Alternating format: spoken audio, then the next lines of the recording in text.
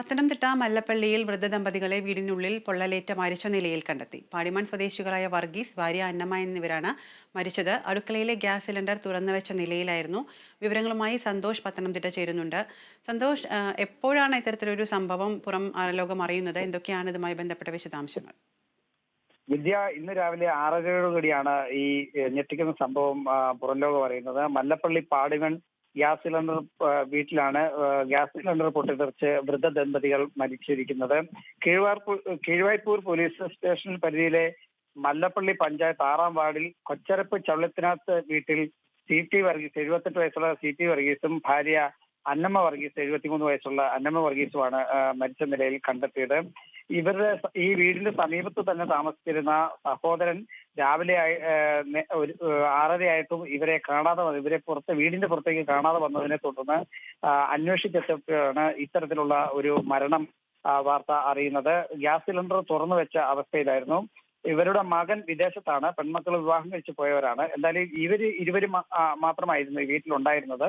ആത്മഹത്യയാണ് എന്നാണ് പോലീസിന്റെ പ്രാഥമിക നിഗമനം. എന്തായാലും പോസ്റ്റ്മോർട്ടത്തിനും അതുപോലെ തന്നെ ഫോറൻസിക് പരിശോധനകൾക്കും ശേഷം മാത്രമായിരിക്കും കൂടുതൽ വിവരങ്ങൾ അറിയാൻ കഴിയുക. സന്തോഷ്, ഇവരുടെ മക്കൾ ഇപ്പോൾ എത്തിയിട്ടുണ്ടോ? അല്ലെങ്കിൽ പുറത്താണ് കുറച്ച് മക്കളെന്ന് പറയുന്നു. എപ്പോഴൊക്കെയായിരിക്കും ഇവരെത്തുക? അതുമായി ബന്ധപ്പെട്ട് എന്തെങ്കിലും ഇത്തരത്തിൽ ആത്മഹത്യ ആണ് എന്ന ഒരു നിഗമനത്തിലേക്ക് എത്താനുള്ള കാരണം അങ്ങനെ എന്തെങ്കിലും വ്യക്തമായിട്ടുണ്ടോ ഇപ്പോൾ? പോലീസ് പറയുന്നത് ഈ മരിച്ച 2 വൃദ്ധ ദമ്പതികളുടെ മകൻ വിദേശത്താണ്, അയാൾ നാട്ടിലില്ല, വിദേശത്താണ്. മക്കളെ ഇരുവരെയും വിവാഹം വിട്ടിരിക്കുന്ന പെൺമക്കളാണുള്ളത്. അവരെ കാര്യങ്ങൾ അറിയിച്ചിട്ടുണ്ട്. അവർ ഉടൻ തന്നെ എത്തിച്ചേരുമെന്നാണ് പോലീസ് പറയുന്നത്. എന്തായാലും പോലീസ് ഈ വീടിന്റെ പരിസരത്തോ അല്ലെങ്കിൽ വീടിനകത്തേക്കോ ഒരാളെയും പ്രവേശിപ്പിക്കുന്നില്ല. സീൽ ചെയ്തിരിക്കുകയാണ് ഈ വീട്.